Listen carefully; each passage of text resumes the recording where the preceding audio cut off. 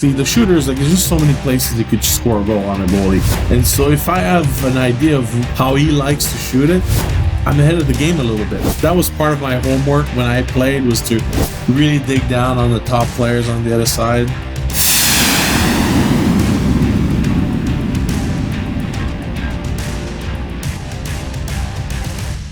Welcome back to Season 5 of the Adrenaline Zone.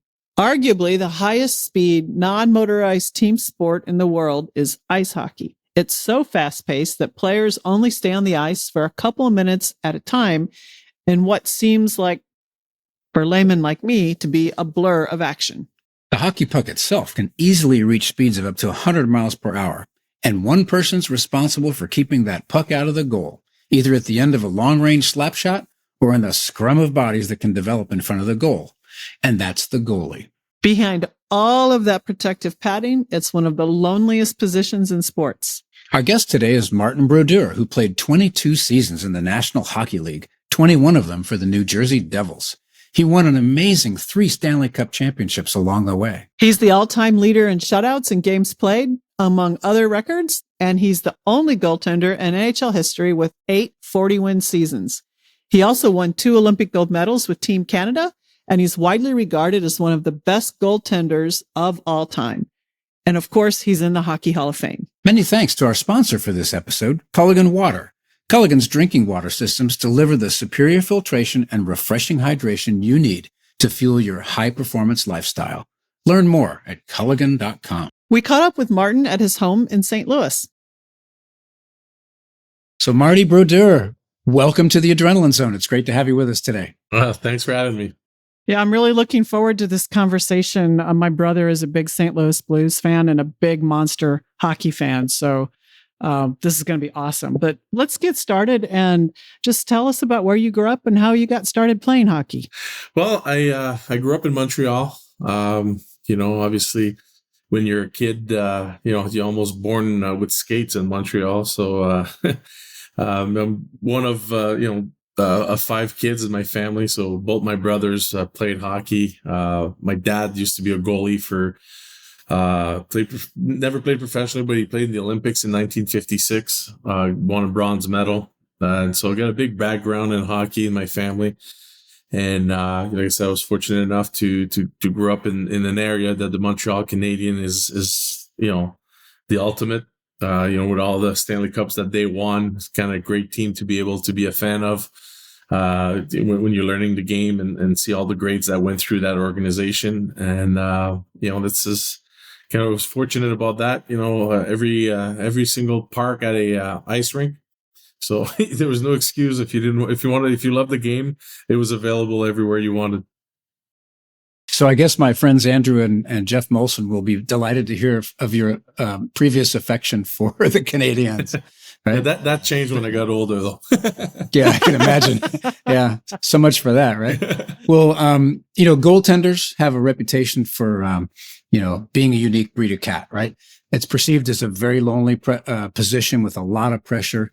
So as you grew up into hockey, what caused you to become a goalie rather than some other player? Because you got some serious stick skills. We'll get into that later. The love of the game brought me to goaltending. I started to play hockey, organized hockey. I was 4 years old.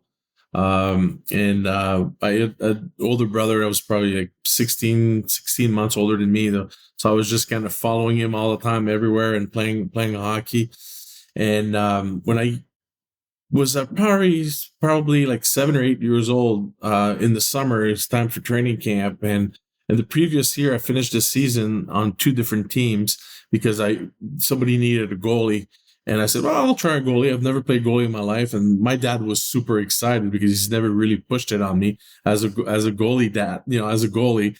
And so the following year, I just got to the rink and, the coach asked me, he was like, hey, this year, do you want to be the forward or do you want to be a goalie? You could decide.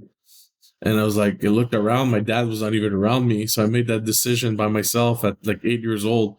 So, all right, I'll be a goalie. So it happened to be a pretty good decision on my part.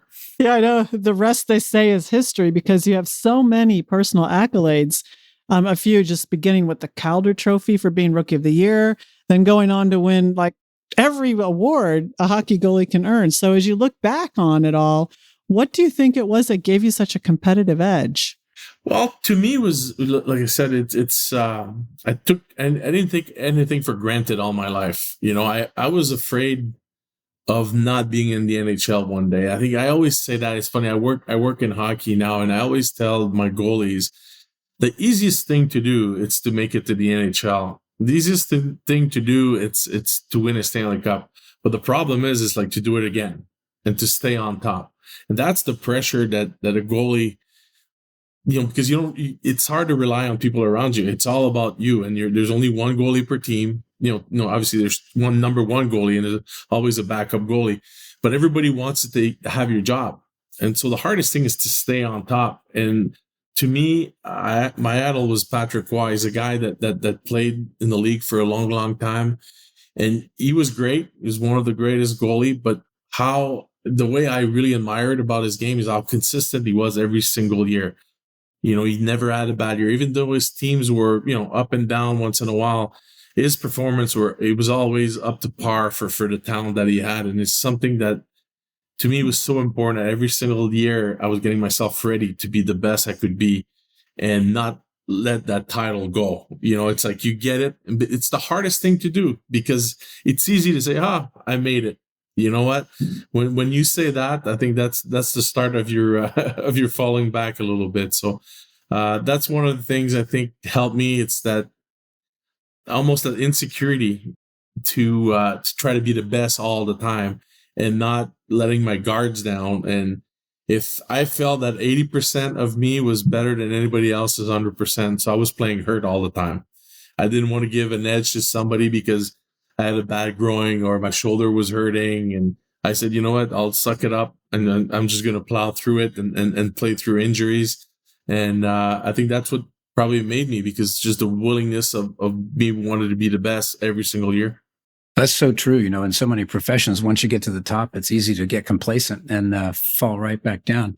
But, you broke in pretty quickly, obviously rookie of the year. So, that's not easy to do. What were some of the challenges you had to face early on in your career as a young goalie in the NHL? Well, it's like the pressure of playing in front of 20,000 people. I think the media attention, when you play junior hockey or amateur hockey, you don't feel that. You'd never heard that. People don't complain about how you play. Nobody really knows and nobody really cares. But when you are a professional, it's a little different. You got to be accountable to your performances.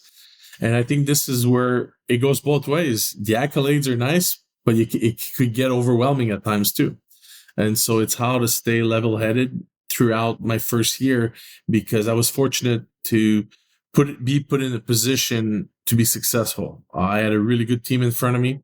I had an organization that believed in me, and I didn't have to play every single game because they knew I was younger, and I had a really older backup that was a bit older that really took me under his wing. His name was Chris Terreri, and that really, really helped me out. But again, those challenges is like it's the highs and the lows, how to navigate through those without much experience. I was fortunate. My father obviously played hockey. My big brother played AAA baseball for Montreal Expos organization. So I do have a big sports background a little bit, but I think where that helped me the most is my father was the official photographer for the Montreal Canadiens. So he worked for the Canadiens for 20-something years, even probably more. But the stories that I heard from him towards the players that he dealt with, because he was so close to the team, that there was a lot of like deja vu for me, like situation I would see. I remember my dad talking to me about it. So that was one of the things I could lean on that many other people that didn't have a chance to. So I was fortunate for that. I've heard about this before. Did the media attention ever bother you at all, or did you just kind of shrug it off? I embraced it. I was good with them for the most part. You get good days and bad days, like anything. But like I said, like the relationship I had with my dad, like sometimes he would miss dinner, at the house, and I was ask my mom, I'm like, what's going on? And like my mom, like there was no cell phone or anything, so we didn't know exactly what was going on. But like my dad, his work was to take a picture of somebody.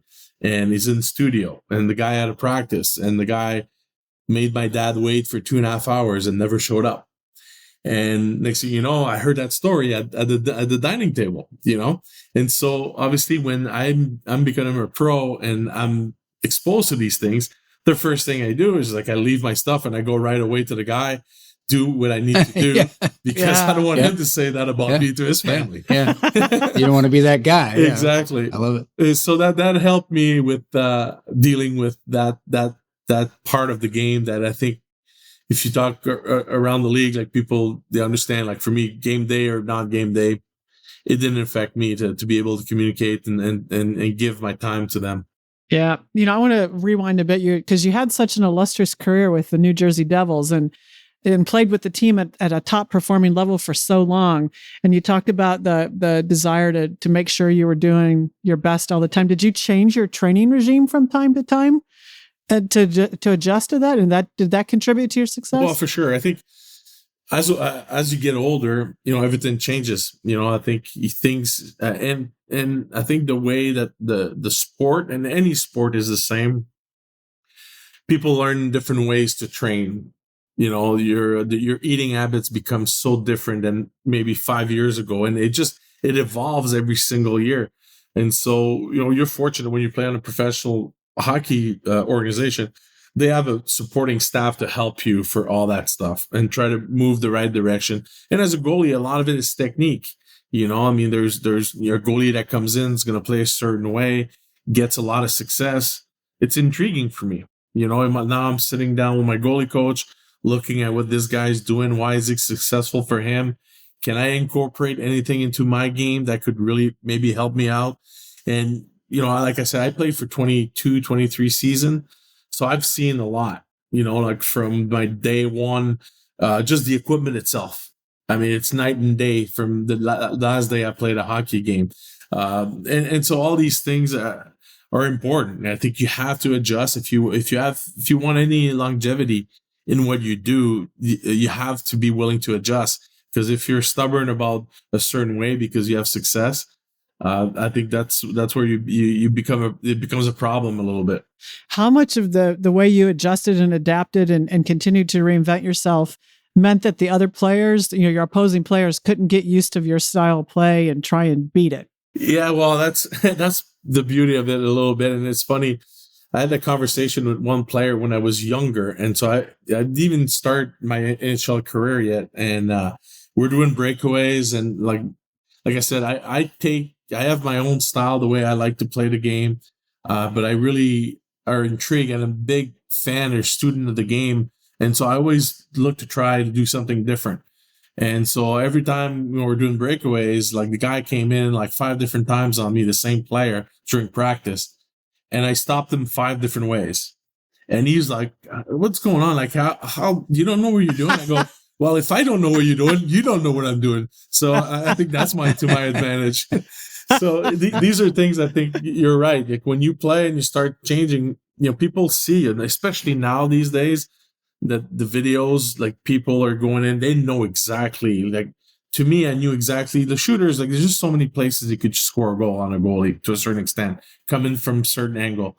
And so if I have an idea of what kind of shots or how he likes to shoot it, I'm ahead of the game a little bit. And so that was part of my homework when I played, was to really dig down on the top players on the other side, because they're the one that they know where they're shooting, because half the team are just hockey players and they don't know what they're doing either. So these are the hardest ones for me to stop.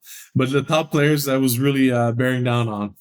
I can imagine that you might even disguise that you're not ready for the shot is coming when in fact you really are. Yeah, it's almost like tempt him to do that. The guy comes in, like down the wing, and he's a right hand shot, and you just drop your glove, thinking that I'm, the guy, there's a big spot open on the top there, knowing that that's exactly where he's going to shoot, and so you just take it away from him. It's like a little cat and mouse game. So Marty, you were on a Stanley Cup winning team, and only your second year, where your New Jersey Devils swept the favored Detroit Red Wings, if I remember.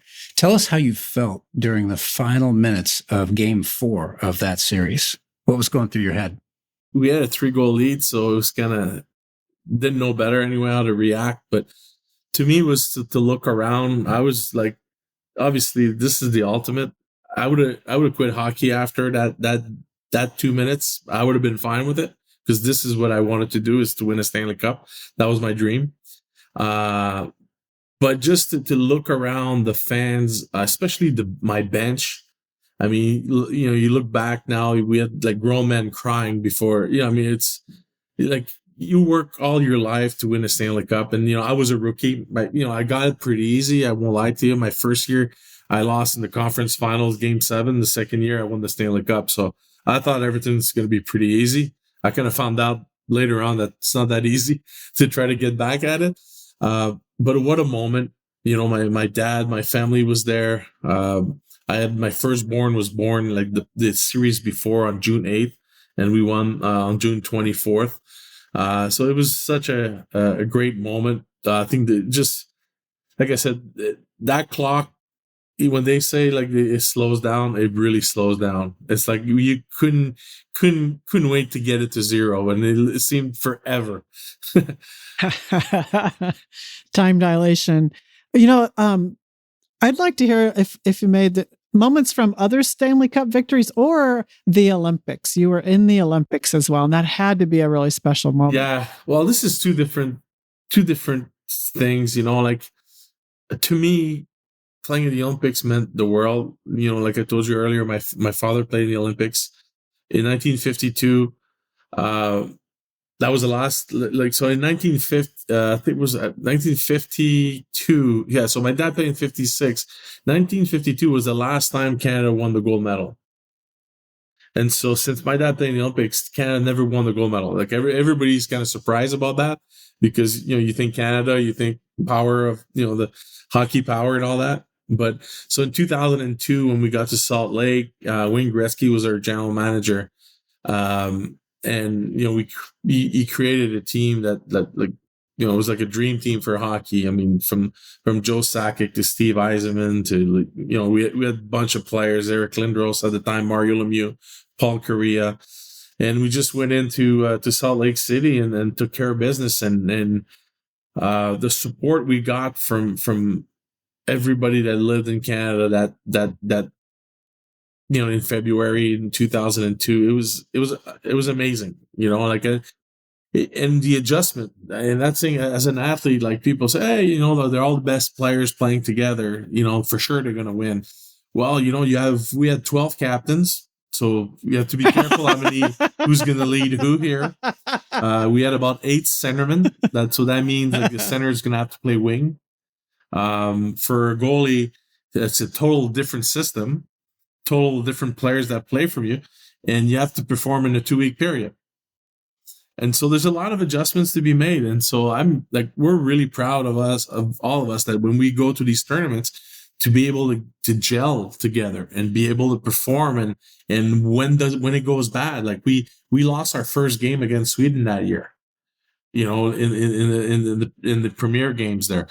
And so how do we bounce back from that? Like, we don't know the character of all the players because we're all from different teams. We've had 1 or 2 practices before the Olympics starts. We're all playing in our own little niche in the United States and Canada before that. And so yeah, it was crazy. I wouldn't trade it for the world. Stanley Cups is different. It's you win with your family. It's a playoff that lasts over 2 months. There's teammates of yours that you play for 10 years together. There's guys that just got traded. You have relationship with the parents, with the wife, the kids. It goes a long way. So like Stanley Cups to me, it means the world too, just because there's so much that could go wrong for that long, and there's 31 teams that wants right now. There's 31 teams that wants the same thing as you. So it's not an easy trophy to hoist, that's for sure. So Marty, as a goalie, you had to face the best players on the planet, and so tell us, who were some of the toughest opponents that you faced, and how did you go about stopping them? Well, I mean, I was fortunate. I played against some great players. I think Mario Lemieux is probably the guy that was one of the top players. That was still close to his prime. I played against Wayne Gretzky, but he was a bit older. But Mario was right there. He was so good. And obviously, there's players that are really good, but they play at a different conference, so you don't see them as much. But sometimes when they're rivalry players, like Pittsburgh and New Jersey is a big rivalry.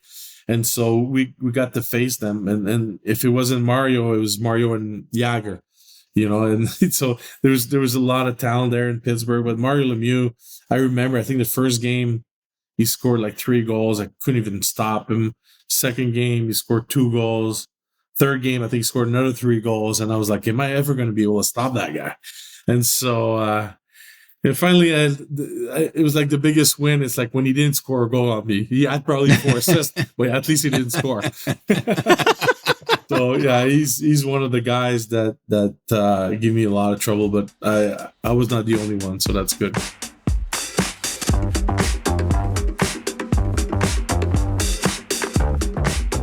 Water is the ultimate health drink, and it's not just about water that's good enough. You deserve water you love. With Culligan's filtration systems, you'll get the superior quality and pure tasting, ultra refreshing hydration you can count on to power your performance. Their smart reverse osmosis systems take it to the next level, helping you set hydration goals, track how much you're drinking, and even see what contaminants are reduced in your water, so you know you're always getting the exceptional water you need to truly feel good inside and out, ready to face the day and whatever challenges it brings. Learn more at Culligan.com. The goalies, there's one per team and you're in the spotlight all the time. So there's a lot of pressure. You can't hide from your mistakes as a goalie. They're magnified just because the impact a single goal can have on a hockey game. So how did you deal with that mentally, game to game on a nightly basis? Well, it just to me it was the fun of being a goalie.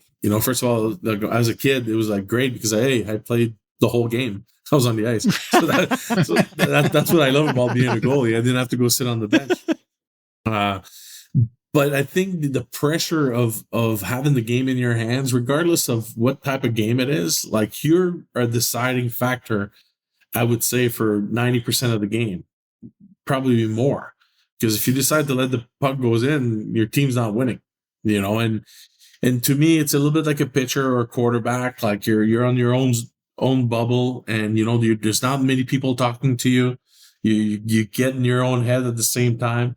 But the pressure for me was the ultimate. I love being the man, and getting those accolades. And I was strong enough to take the blame when it was due, and I was really, to me, I grew up, my father always told me, it's like, be nice with your teammates because you don't want like 10 players to play against you, and so that's one thing, the relationship I had with my players. Not too many defensemen had to pay meals on the road, put it this way. I wanted to make sure that everybody's fed well so they could block shots for me when I was out of position. So, Marty, you were, if I've got this correct, you were known for a stand-up style of goalie play as opposed to what's called a butterfly technique. Now, not all of our listeners are steeped in hockey. Can you tell them the difference between the two and when you would use one and not the other? Yeah, well, I was like more of like a stand-up hybrid goalie, so I would go down once in a while, but not as much. I think what happened is the game has changed a lot in the last 20 years, especially at the goalie position. Like goalies now are big guys that cover a lot of net, and so like anything in business and analytic, it becomes a huge part of our sport, and so it's all about percentages. So how do you create a style of goaltending that gives you the best chance to stop the puck without, moving too much or, having to go side to side as fast as we used to when we played, because we played out of the feel of the game when I played. So we were standing up, we were more on our skates. Now goalies are more on their knees and they're sliding across. So, obviously, like the percentage of the shots was always going to be the low part of the net, because if you look at the people in front, you got legs and skates, or you got pads and body that are really big. So everything, shots are low. So how do you put a style that you cover the lowest part of the net first? And that's what Butterfly came in. It was like they wanted to do that. To me, I really enjoyed playing the game and making the save and reading the plays And so I needed to be more of a stand-up kind of a hybrid goalie, because being on the ice all the time, I just didn't feel comfortable as far as controlling the game. But everybody's different. I was a really good skater. Like I said, I played forward till I was 8, and I wanted to be a forward. Like my game with my stick ending ability, you could tell that I know how, the hockey sense was there, and I'm able to read plays. And by doing that, I created my own style that was more of a hybrid type of goalie, stand up, than a guy that would automatically go down. And that's what I would say 99% of the goalie right now are butterfly goalies, or goalies that will go down. I work in the business, and like, if you're not a guy that's at 6 foot tall at least, and that's on the small side, like, teams are not looking at you anymore. Like, guys are like 6'5", 6'7", 6'6", 6'4". I mean, they're monsters. And plus the equipment, plus the skates, and plus the way they play their style, it becomes harder. And you know what? The NHL, you have to give credit to the NHL, like the players, the skill level, the goals are up, and the goalies are getting bigger and bigger. And not because they're worse goalies. It's just because they made tweaks to the game as far as the hooking, no red line. There's a lot more, less interference in the game. Guys are able to work their skill. Smaller players are capable to play now. Before, it was more of a rough and tumble type of game. Now this is a fun hockey. I've watched this. That's what I do for a living now. I watch hockey every single day, and it still amazes me. And you're thinking like, thank God they weren't that good when I played. So I'm not sure if I would have been able to do it. I know the feeling. I have that same thought every time I talk to some of these amazing engineering students. But so you covered some of the physical parts of playing goalie. Let's talk about mental, because it requires focus 100% of the time for 3 periods, maybe for overtime. You have to get in that zone and stay there. That can be exhausting. So how do you manage that? Well, we have breaks in hockey, and I think you got to take advantage of those. So, between whistles, this is where you have to, and when I teach kids or I talk to my goalies when they're going through some rough patches, I'm always intrigued to see what they do in between whistles, where their head's at. What do you think? How's your breathing technique outside of playing the game? And to me, that's the most important part, is to be able to get out and come back into the game. It's hard to be focused for 60 minutes. Obviously the puck's not always in your zone, so you're able to take some breather at times but you still got to pay attention. There's a lot more to it. Like when you look at hockey, you see the players, but as a goalie, like the matchup, who's on the ice against who? Is there plays that there's a weakness on our team right now because one guy's on the ice and he shouldn't be on the ice because the other guy's on the ice. So there's a matching lines. And so as a goalie, you have to start understanding. And so if you get in trouble, you got to be able to think, say, hey, I'm going to freeze the puck right now. Even though I should play and let it go, I need my coach to make a change here. And I'm able to, so mentally, I got to be sharp enough to recognize there's a mismatch. And so if you're not allowing yourself to get out when you can between whistle, it's hard to do because you're going to start missing things. You really have to be sharp when you're in net, and that's, to me, whenever the whistle is there, I would always skate out of my crease, get out of where my house that usually is the crease. I would get out of it, start breathing really heavily to get the most oxygen possible to find myself relax and really get out of the game. And next thing you know, you just got your own little routine. You get back to your crease, and next thing you'll puck drops, and boom, you're back on your concentrating. And it's the in and out. And, obviously it goes further. It goes, all right, now you get a bad goal. Something bad happened to you. How do you get out of it? For me, it was visualizing the game was a big part of my preparation. And so before I started a game, I would visualize the team that I'm playing against, probably 30 different opportunities of scoring on me with their players in my own head, closing my eyes.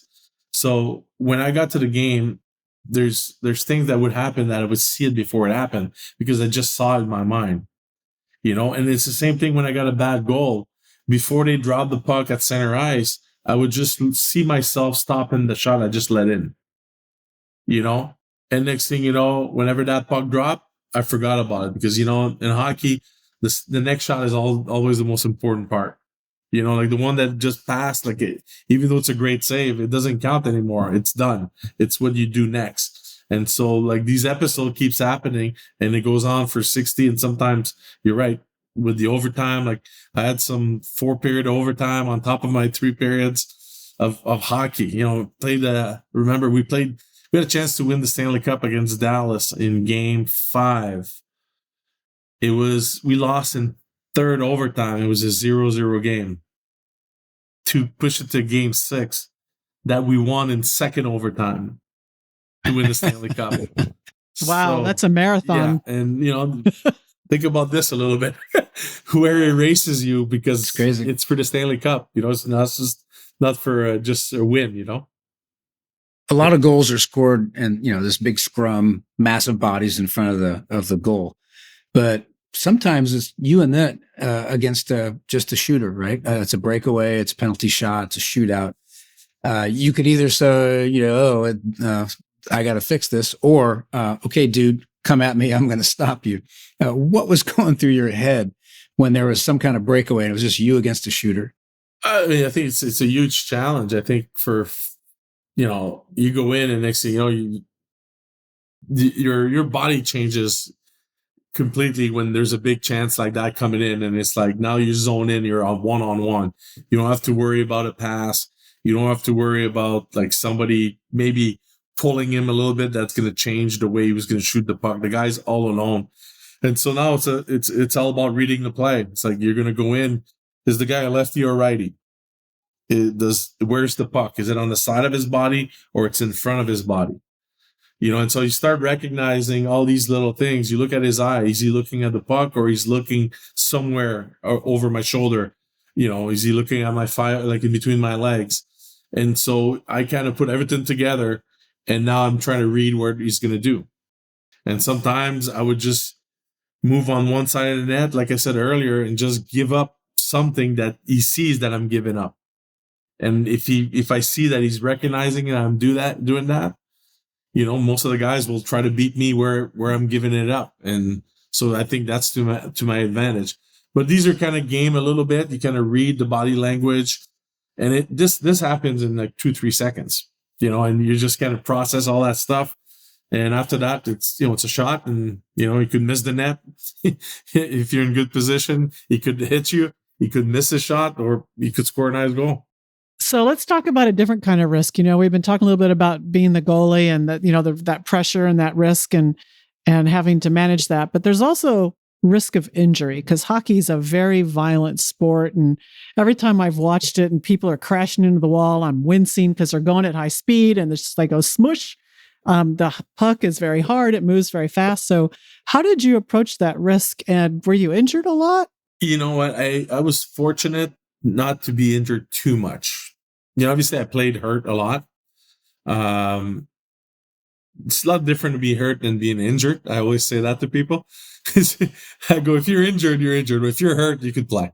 So, but yeah, I definitely had a couple different episodes. It's a game. It's a game. You sign up for this. As a goalie, it's not as violent, obviously. I think the puck is the enemy. That thing's coming pretty hard. I think your flexibility, the people that run into you, this is a problem with your knees, your ankles, your hips. I had one big injury, and it's a wear and tear injury that I got. I tore my bicep. And I just, it happened in the game. And I missed 50 games for it, 4 months.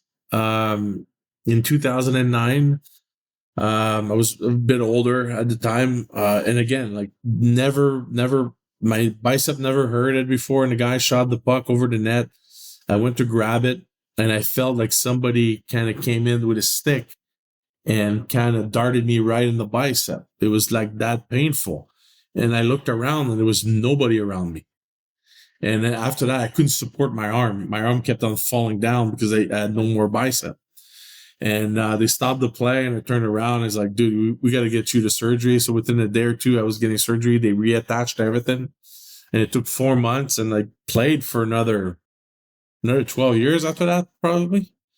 So it was, that's the only big one. You get the tweaked knee, bad groin, stuff like that. But like I said, I was really fortunate, and I played a lot of games, and I think that was probably the reason why I didn't get injured a lot, because my body was trained to play at that high intensity all the time. It's like when you stop and you have to do it over, put it this way, I wouldn't go on the ice now and do it. Well, hey, real quick then, in soccer, they have kind of, I don't say rules, but they definitely watch out for the goalie because there's a lot of collisions in soccer, although not at the speed as on the ice. Do they have certain kind of rules or guidelines or protections for goalies for collisions and things, or are you just like another player on that respect? No, like goalies is off limit in hockey. You can't. I mean, guys will go to the net, will run into goalies. Most of the time, they're going to get a penalty. A lot of it is sometimes your defenseman is trying to cover and pushes the guy. I mean, it's a fast game. Accident happens a lot. But the only thing that they do for really protection is it's like they have an unbelievable concussion protocol now in the NHL. So if the goalie gets hit and he gets up, he's a little bit wobbly, they're gonna take the goalie out right away. We didn't have that in my day. Like they just say, suck it up, it's fine. But I think it's a good thing because, like I said, like because of the lack of interference and hooking and all that, the game is so fast. So there's accident that happens out there, and I think guys don't want to hurt each other. It just happened because you know what? You do everything you can to win. Competitive spirit at work. Yeah. So Marty, a couple of fun questions here. One, you actually scored 3 goals as a professional hockey goalie, right? The only person who's ever done it. How did those happen? And I think one of them was a bit of an accident, right? Actually, 2 of them is a bit of an accident, but who cares? I still right. Hey, it counts. Absolutely. So my first one was in the playoffs against Montreal, 1997, and this is the real one that I really scored. So at least I scored one real one.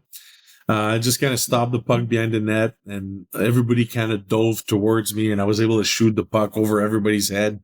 It landed in between the red line and the blue line on the other side of the ice, and just kind of filled its way through right into the net, and like I said, in the playoffs. So that was kind of pretty cool.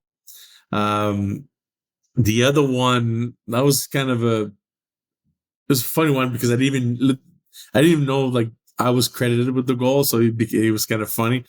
I made a save and somebody got a penalty, so there was a delayed penalty. So the goalie on the other side in hockey, when you have a delayed penalty, you skate to the bench to have an extra attacker before the team that was penalized touched the puck for a whistle. So the goalie's out. There's 6 attacker for the Flyers. The guy grabs the puck off of my rebound, skates out of the zone towards the red line to get to regroup, and my player just whacks him in the gloves, and he shoots the puck in his own net.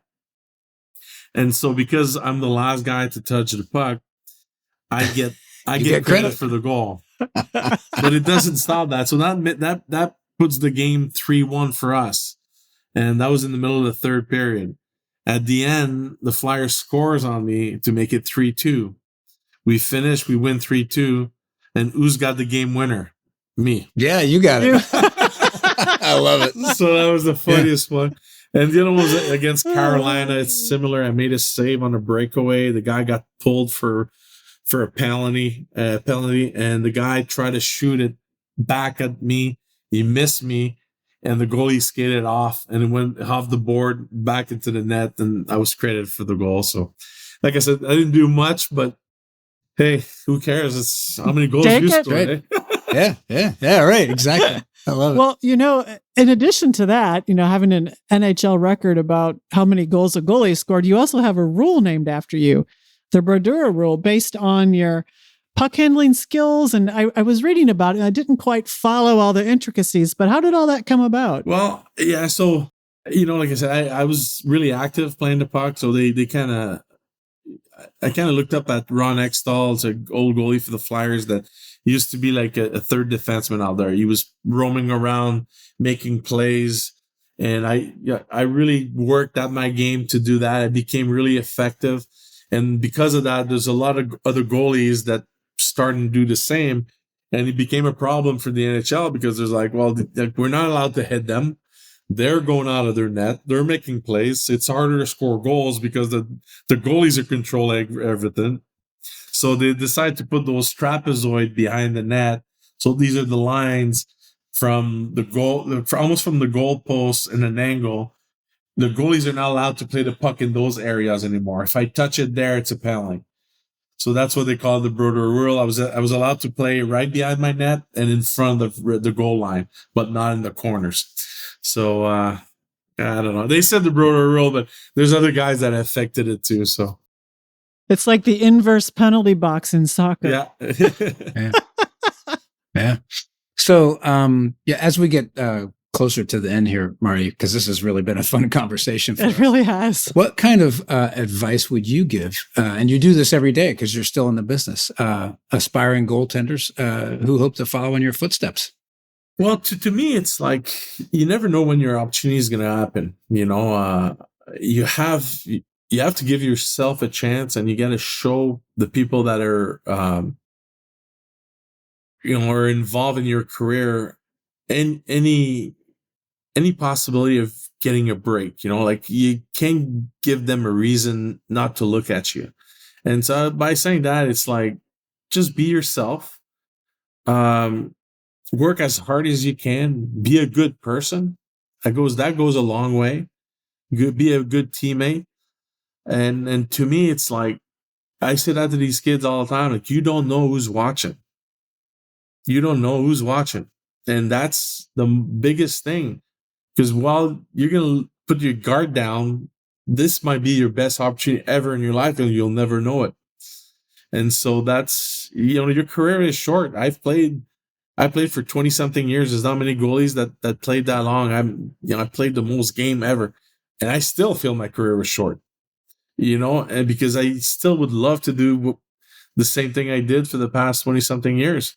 And so, just live in the moment and make sure you do whatever you can to, stand out and be a good person at the same time. Yeah, that's awesome advice. It goes by so fast, doesn't it? Yeah. So, okay, one final question as we close. Any predictions for the upcoming season? What do you think's going to happen? Obviously Devils, because that's who you're working for.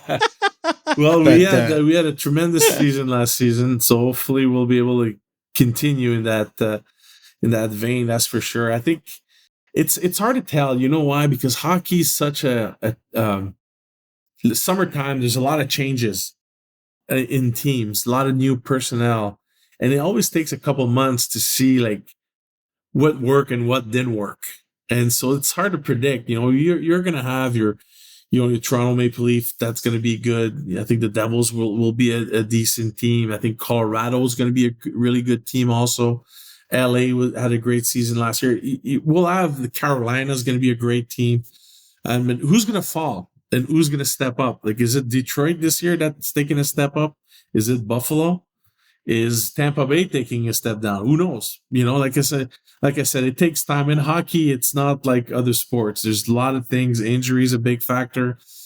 Players are really important to their franchises. And like I said, there's a lot of movement. You look at Pittsburgh yesterday, acquired a big defenseman out of San Jose. That changes the complicity of our division. In the Metro division, having a player like that coming in to play us. So we'll see. But I would bet on the Devils if you guys bet. I almost wore my Tom Wilson jersey. I was hoping you'd say the Capitals, but you're getting a little long of tooth.